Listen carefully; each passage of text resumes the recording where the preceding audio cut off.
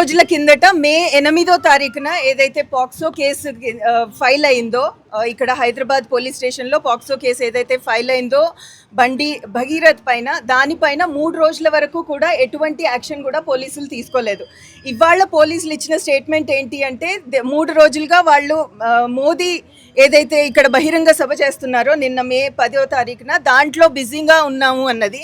ఆ తర్వాత ఇప్పుడు కూడా కాంగ్రెస్ ప్రభుత్వం సీఎం రేవంత్ రెడ్డి కూడా ఇప్పటి వరకు 3 రోజుల వరకు కూడా ఎటువంటి స్పందన లేదు. అంతేకాకుండా నిన్న కూడా ఈ బహిరంగ సభలో రేవంత్ రెడ్డి వాళ్ళందరూ కూడా తన బెస్ట్ ఫ్రెండ్ అని బండి సంజయ్ గురించి మాట్లాడటం, తర్వాత బహిరంగ సభలో బండి సంజయ్ ఇంకా మోదీ ప్రైమ్ మినిస్టర్తో కలిసి అక్కడ సభలో పాల్గొనడం, ఇదంతా కాంగ్రెస్ ప్రభుత్వం కూడా బీజేపీ చేస్తున్న అరాచకాలపైన ఎటువంటి గొంతెత్తడం కానీ దానిపైన ఎటువంటి రెసిస్టెన్స్ కూడా చూపించడం లేదు అన్నదే మనకి కనిపిస్తోంది.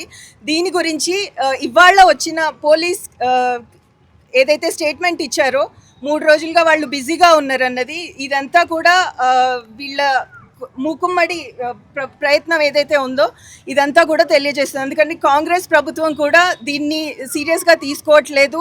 కాంగ్రెస్ ప్రభుత్వం కూడా ఈ ఫాసిస్ట్ బీజేపీ ప్రభుత్వానికి మద్దతుగా ఉన్నది అన్నది దీని గురించి కూడా మేము చెప్తున్నాము. ఆ తర్వాత వెంటనే పాక్సో కేసులో ముందైతే అరెస్టులు జరగాలి. అందుకని బండి భగీరథ్ ఏదైతే ఉన్నాడో అతన్ని ముందుగా అరెస్ట్ చేయాలి. తర్వాత బండి సంజయ్ రాజీనామా చేయాలి, కేంద్ర ప్రభుత్వం రాజీనామా చేయాలి. ఇవి మా డిమాండ్లు. ఇక్కడ దాని గురించి ఇక్కడ ప్రొటెస్ట్ చేస్తున్నాం.